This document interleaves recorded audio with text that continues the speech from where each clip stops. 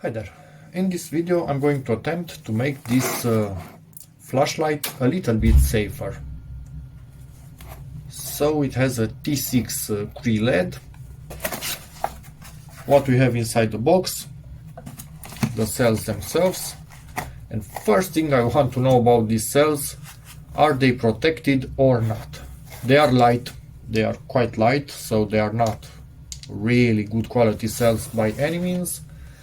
And first thing to see if they are protected or not, it's to check the length. These are 18650 cells, so 18 millimeters in diameter and 65 millimeters in length. If they are more than 65, then they are protected, somewhere around 69 millimeters, most protected cells. If they are not longer than that, they are not protected, so let's measure them.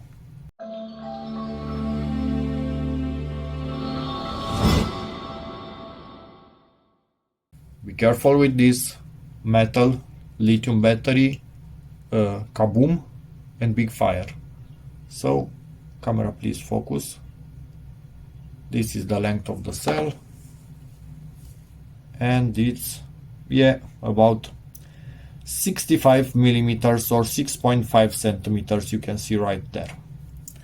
So these are unprotected, which I kind of hate, because it's nothing basically guarding for over discharge, overcharge, short circuit. They are just lithium cells, and we hope for the best. In theory, let's get into this thing. This wants to be also the charger. It has a charge port right here, and they want you to charge the batteries inside of this with a China special, weighs nothing. It's basically, I don't know why it's not floating in the air right now, because it weighs nothing. I don't trust this thing absolutely at all. So 4.2 plus minus 0.5, 500 milliamps. Yikes. But anyway, we are trusting this together with the electronics in this to charge these little guys without causing a fire. And then we are trusting this to not over discharge these little guys. A lot of trust in here, which I'm not a fan of. Let me look into another flashlight. I made a video where I repaired the button on this one. It wasn't working anymore. I will link it in the description. It's another type of cob LED, chip on board. V6, this is a T6, this is a V6. At the end we'll do a brightness test, but I think they will be similar. In theory, this is a bit weaker than the V6 from what I was able to find online, but this has 3 batteries, so maybe they run it a bit harder than this does. We will see. At least, if not, this will last, in theory, way longer. But what I want to check now, the length of the battery. Is this protected cell or isn't this a protected cell? A bit heavier than this, but not a lot. And another unprotected cell. Yeah, that kind of sucks. And another way to show you that they are unprotected, I have a different type of cells from a USB power bank, 26650. These are unprotected. Again, the protection is in the PCB, and you can see they are the same length. So protected cells will be a bit longer than this, about half a centimeter, maybe 4 millimeters or something like that. So yikes, lots of unprotected cells, which I don't like. But at least these guys managed to put some plastic in here to make sure we don't get shorts. It's a bit safer, but I will show you inside that one. Yikes, not safe at all.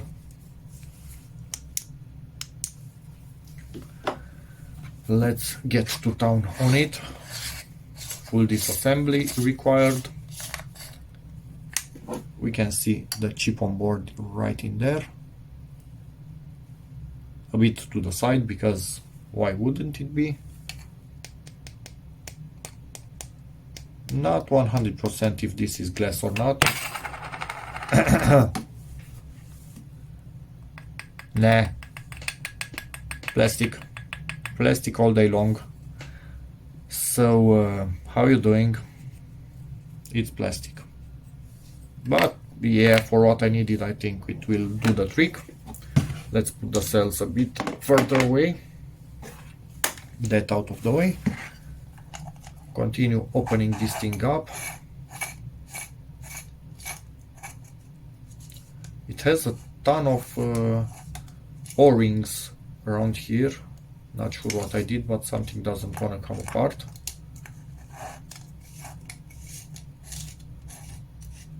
Oh, okay. So I got that off.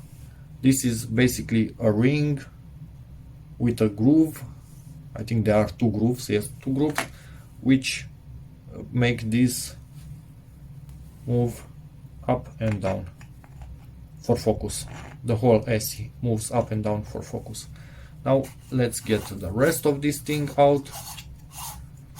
It's really modular, but yeah, not that great, you'll see.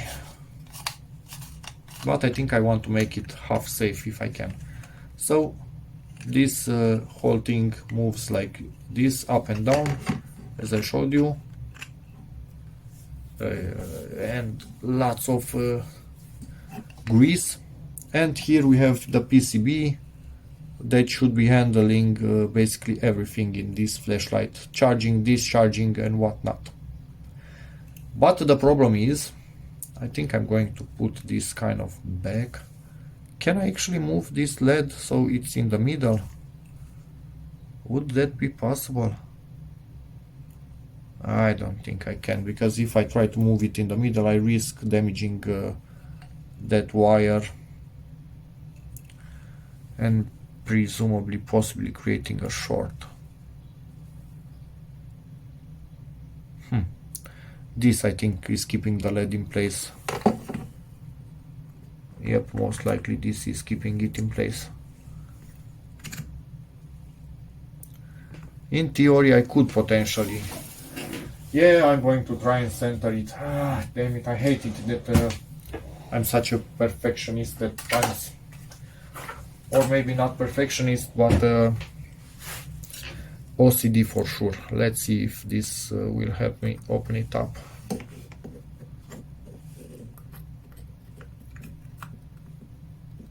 Come on, get in there. Yeah, it will. And now I think any screwdriver will do the trick. It wasn't that tight. And it's off, and it has plastic protection on it, which makes sense. But wait, the whole thing I think is no, it did. Yeah, let me see what I can do. I think that was crooked actually basically from the factory itself.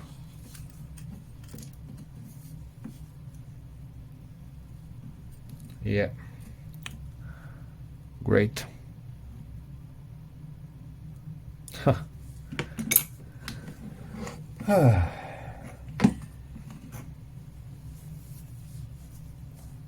Nothing says quality more than all of these parts which are not perfect. You can get the LED out. Basically you go with one of the channels in there over the edge, and then it will allow you to get it out or squeeze it back in. It's, yeah, the shape of it helps us do this. So now what I want to do is go a bit further. Yeah, this end opens up with the springs. So this basically is the negative side of things. And I don't think we have anything in here, and this probably doesn't tighten more than this. No, it doesn't, because it wants to allow this to rotate while you are tightening everything up. And contact, I wonder where we have actually contact in this. Let's see where we have contact. No, not with this screwdriver. need something a bit beefier.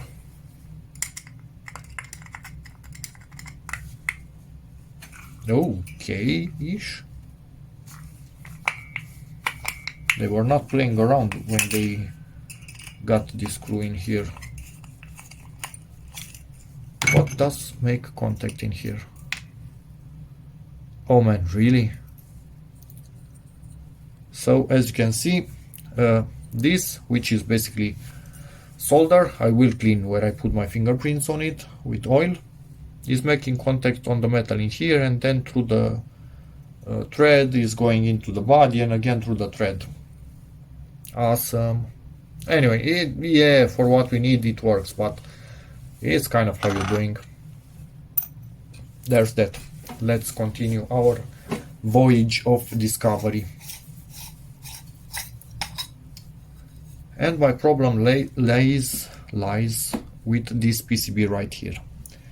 If you look really well at it, not sure if I can show you, but I'm sure as hell going to try. It's not pushed in all the way right here. Rest of it, it's all the way in. This is higher. And why I have a problem with the fact that this is bent and it's higher, these things are really close to this. And this center is positive. The exterior ring is negative. This is all negative. So if this positive center somehow is touched by this right here, any of these internal parts, we have sparks. So at this point what I want is to hit this slowly with something until I push it in so it's fully flat and as far away from this as possible. And then I will also make a circular protection out of some plastic to be here and to only allow, let me show you, the tips of the battery to pop out. So then everything else is kind of secured to not create a short. And obviously in the handle we have wires, actually we have a bunch of wires for the switch itself and for the charger. How many wires do we have? 5 wires. Who knows exactly what they did, but what I can say, this is not all the way in and it's at an angle, so I need to undo this and retighten it properly.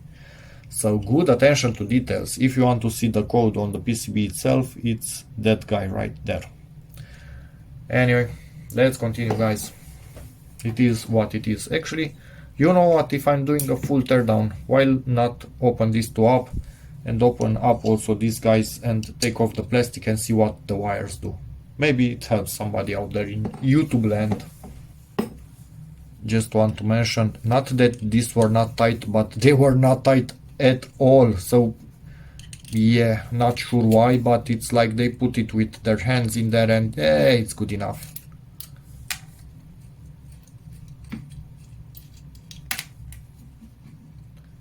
So here we have the wires, and now let's take a deeper look in here to see exactly where everything goes.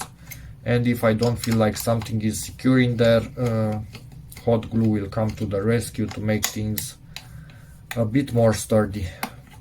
I am going to do my best to properly insulate this thing, and I will not charge the batteries in it. I have a dedicated charger, although these batteries are all 3 of them in parallel, and be careful when you put them back. Make sure they have almost identical voltage. We do not want charge flowing from one to the other in a quick manner that could cause a fire. So this is the inside. This is injected, probably aluminum or magnesium, which is half decent. Okay, I don't have a problem with that, honestly. It's good. And in here it's a plastic. Yeah, I was actually correct. So 3 wires, red, blue and black for LEDs. Actually we have 2 LEDs and a button, and 2 two wires for the charging, white and black, and gray, sorry. I'm colorblind or something. Oh, actually no. Actually yes. Or no. Maybe black and blue are for this, and there is three right here, two for LED and one for button. Because I see a SW, so switch, LR, LB, light red, light blue, because we do have two LEDs. There are two different colors. And then these two, maybe the ground is common. I might be wrong about the wires, exactly which of them does what. This one, the white one goes to, no, the gray one goes to the switch for sure. The white one goes to one of the LEDs. The red one seems to be going maybe to one of the other LEDs. Blue one seems to be on the foot of this switch. And black one, I don't see where it goes. It's on the other side of the PCB, and as you can see, this is melted in place. I'm going to add a bit of hot glue just for good measure, because you can see this is wobbling around. So I'm going to inject underneath it some hot glue to make sure that everything stays in place. I don't like this wobbleness at all. Meanwhile, I put the cells to charge, to have all of them ready when doing the test between these two flashlights, to see which one of them puts more light. The one with 3 batteries or the one with a single battery. I literally took this piece of metal, put it over the edge so I don't push the PCB deeper than the edge, and hammered it with a small hammer. So yeah, at the end of the day, this PCB is level now with the edge. Shouldn't create any more problems, but for sure I will add insulation. Put hot glue on the wires and also under the PCB in most areas, just injected it in there. So this isn't basically moving anywhere anymore. Now let's just put the cover back on it.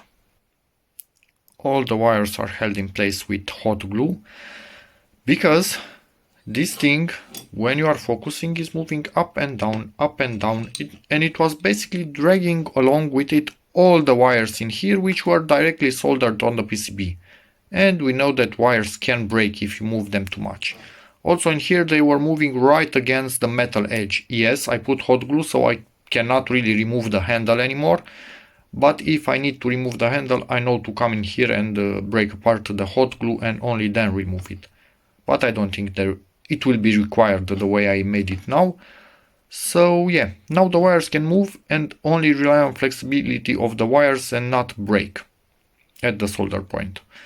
And I tried not to put on the main chip, because that one might be getting hot. I tried to put only on some small resistors and stuff like that, and mainly on the PCB. So now let's glue this, actually put this back in place where it was. Just look in here how many pieces of metal I found inside of this moving assembly. So at this point what I'm thinking, I will actually cover the whole PCB in hot glue, because otherwise I have a risk of not finding one of these, and that could short the PCB. Catching fire, blowing maybe the electronics up, who knows. I'm not taking any chances. I'm covering the whole PCB in hot glue. I present you a fully covered PCB, zero chance of any shorts. What you see in there are in the glue are not metal particles.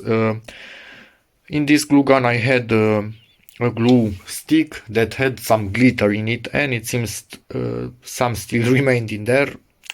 Tiny particles, non-conductive, and anyway they are not big enough to make a short between the legs of the components. But they are non-metallic, they are just plastic. So yeah, there's that. This fully sealed, zero possibility of shorts. Let's continue the assembly. And what I did in here, this which zooms the light, basically had two O-ring channels in it, but had no O-ring, and zoom, this thing was really easy to move and had a really bad feeling in it. So I took the O-rings from this and this, because I have access to these ones and I can put in there O-rings at any time. And I'm using them for the moment in here to make sure this thing is way smoother than it was. So yeah, and another metal particle in here. So I'm glad I sealed that whole PCB. Jesus. Yikes. LED is back in position, and I made a second ring of a thinner plastic, but I felt that one wasn't enough, because this is actually pressing on the solder points to keep the LED in its place. How dumb is that? But anyway, so two installation better than one. I will put directly in contact with the LED, the original one, and on top of it I'm putting the one that I made. So yeah, doing everything I can to help keep this stupid thing as isolated as possible. Tightened the LED with both insulations on top of it, with the help of these calipers that go perfectly in the holes. Now I need to push this whole thing slowly backwards until I've aligned the holes with this and put back those pegs in there that make sure that it only slides like this and doesn't rotate. Put even more hot glue even in here, because the wires were right next to sharp edges. So at this point they literally just move up and down inside the cylinder and absolutely nothing can happen in here. And I found another piece of metal that could have shorted the PCB. So if you have this flashlight, you really need to open it up to clean it. If you are not comfortable with that, just get rid of it, because you can burn your house down if this shorts what it shouldn't. When tightening this in place, rotate it in the loosey way, so to make it loose, and then when you will put it back and you tighten it, the wires will become almost fully untangled or somewhere around there, but you will not over tangle them or something like that, if you understand what I want to say. Pegs are back in place with some grease on them, so hopefully everything slides easy. And now we are putting this in here. And yeah, make sure, look at my parts and make sure you put them in the correct order. At this point, this, from what I can see, has a channel in this side which will go on top of this O-ring. So somehow like this, we need to search for the start, and it's in place. And you do something like this for every single part. You kind of search for its place and you take a really good look when you disassemble it. I didn't fully film the whole assembly process because I am greasing a lot of things and it's taking a lot of time, but I showed you the disassembly, so it's basically everything in reverse with a lot of care. And it's kind of your last chance at this point to clean the LED in there, so make sure it's spotless. And now we kind of need to, if I remember right, was this in here? Could be. Got a call, so not sure what I managed to film. I was telling you to make sure you clean the LED. I did a quick test just by hand. This thing seems to be moving. Yes, it's hard to keep it in place because, yeah, I don't have anything on top of it, but everything seems to be okay. So yeah, let's continue. And about this ring, I'm 99% sure it's in here, but I need to take a look at the thread, and it's kind of hard to get it in there. Or did I just get it on film? Okay, I got it on film. Haha. Yeah, awesome. So get it down in there, and I see another piece of metal. Great, another shorting chance. Awesome. This is what I hate. Chinese can make really good stuff, but they can lower the quality quite a lot. And if you buy something like this that has a brand on it, don't necessarily think, oh, that's much better. Nah, it's kind of the same thing. They just write something else in here, which is quite sad. But hey, it is what it is. I just learned to improve everything myself to my standards, and yeah, there's that. Just want to point something out. if you are under the impression that this thing is sealed with all of these O-rings, well, it's not. This particular O-ring, for example, here is too small, so this literally wobbles on top of it. So they don't really seal. They are there, but don't expect this to be watertight or something like that.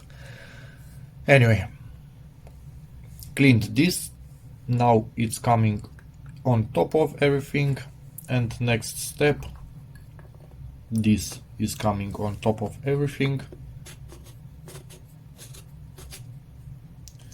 And again, it will be quite a pain to... Oh, did I actually get the thread again on camera? Ha!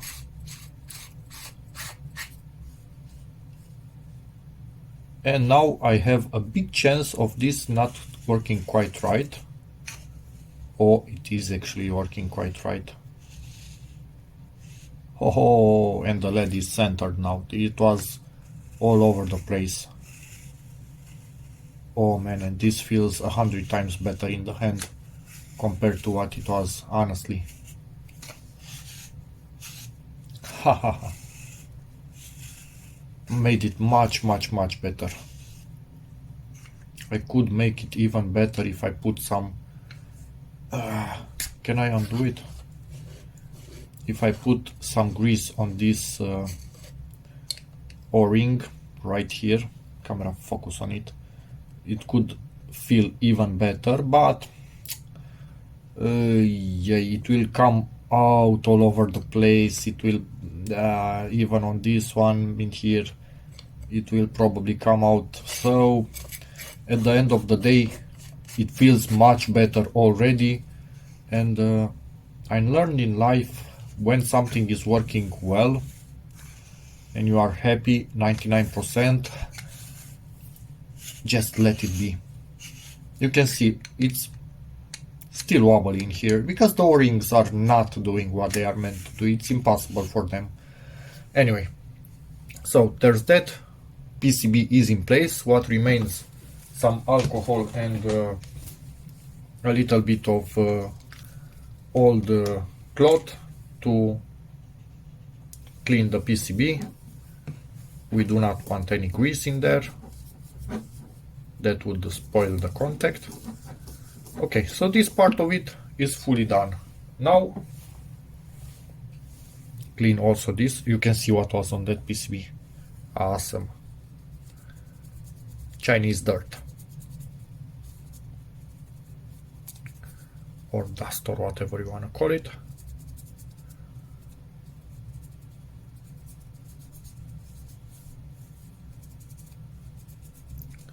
Cleaned, put back and put in the screw in the middle. Just want to point out about the extra plastic that I added there from this corner that I cut myself, and this what I'm adding in here and the hot glue, they will not be melted by the LED for the single reason that if the LED is hot enough to basically melt plastic, yeah, it's kind of too far gone and it will break itself. So LEDs don't work at that high of temperatures. They get really hot, but you need to cool them down, which this whole case does basically. When melting plastic, LED is also gone. So yeah. Put back the end. I don't have an O-ring in here. Maybe I will put one in time or maybe not. This PCB in there, not sure if you can see it, it's loosey-goosey. Camera please. So it's moving all over the place, but that's how it's supposed to be. So the screw only keeps it fairly in place, doesn't tighten it, and everything from this point on is basically negative or ground or whatever you like to call it, but it's negative because camera, what are you doing? Anyway, so there's that. What I would like still to insulate, but just because that's how I am, these are fairly sharp in here, the edges. Let me show you. All 4 batteries are charged. They were not empty, so this is not the real capacity that can go into them. This, I just wanted to have them fully charged for the light output test. This is what I ended up with. Went through a few trials with various types of discs and whatnot, but realized that if I would put it here and only make holes for this, when I tighten this in place, there was the risk of the disc entering above this area where the contact was. If I would put it here, when I would fully tighten this, so this edge reaches down there in the channel, there was the risk of starting to spin the disc and again creating problems, wrinkling it and maybe putting it under these contacts. So to always have a contact, my only chance was to insulate this with Kapton tape, which is really high heat resistant and also quite hard to poke. So this thing will not, you will not poke a hole in it quite easily. So yeah, but then again, this PCB is now at the desired and correct level. It's really hard in there. You cannot get it out to say by itself or something, never ever. But I was annoyed that these were still at, I don't know, 1.5 millimeter away from a short. That was just not normal in my opinion. So yeah, that's why I actually decided to make this edit insulation just in case. But they should have milled them lower, honestly. There's no way, no reason why they are so high, but yeah, it is what it is. Let's put the batteries in and power this thing on. As you can see, the Kapton tape does not interfere with the springiness. I put another layer right on the corners just to be sure. But and the corners are already filed down. I filed them down right before starting any of this insulation step. But yeah, it's, I don't know. Electricity is a dangerous thing. When coupled with lithium batteries, even more dangerous. So these get compressed quite a lot in here. The contact should be perfect and zero chances of any shorts no matter what happens. So let me just clean this for good measure, assemble everything and we are done. And now let's get ready for the absolutely precise measurement of me holding these things right next to each other and pointing them at a wall. So this is the big one. And let me see, I think this is, oh no, this was not as narrow as it will go. This is how narrow it will go. And this is the small one. Yeah, I think the big one is actually brighter, at least to my eyes. And it's more bluish than the other one. Let's zoom this one out. Let it down for a bit. And then zoom this one out. Yep. Is it brighter? I think this is actually brighter. Should be almost as clear to you also, but it is also more bluish. It's a different color, but it is brighter. So only this one. Only this one. Yep, at the end of the day it is brighter. Not by a lot. They make, let's adjust this one to the same size of spot because it was a bit zoomed. Actually, let me make them right next to each other like this and make sure they have the same spot size, and they do have it now. Yeah, this one is a bit brighter, the bigger one, but not something that it's like night and day. So don't think about that. Maybe, I don't know, 10%, 15, 20, max 20%, but maybe even just because it's a different shade.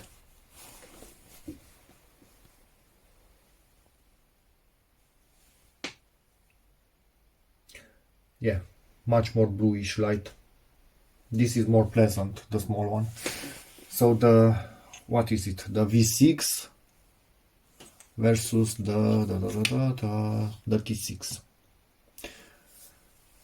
So yeah, that's about it. We finally made the working proper light. It was a lot of work, honestly, but in the end we did it. This gives us the blue light while working. Presumably it has another light, maybe red when charging. I don't care, I will not charge it like this. Lower level. Let's see this at a lower level. Yeah, about the same thing. This just a tad bit brighter, but this has even lower. This, beware of blinking.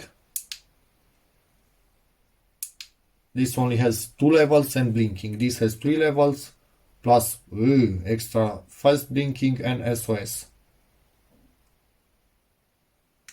Let's see. So this max, lower. Is this SOS? No, it's just blinking. So yep, overall good. We can fully adjust it, and it feels again 100 times better, the adjustment, compared to what it was before. So they were just skipping on some non-essential O-rings in there, and this still wobbly, but at least it feels nicer when you do something to it. And you maybe can see a completely different type of arrangement for the LED diodes on that chip on board. One last thing, this you can directly shut off if you deeply press it. If you just tap on it lightly, it will change mode. This has a standard push switch, so you need to go through all the modes. There is no way to directly shut it off. Absolutely no way. You need to go through all the modes. This one, on, maximum, off. And if you want to change the modes, you just lightly tap it and it changes the modes. And that's about it. Hope this video helps you, in which case please give it a like, check out my other videos, and as always, see you in the next one. Bye.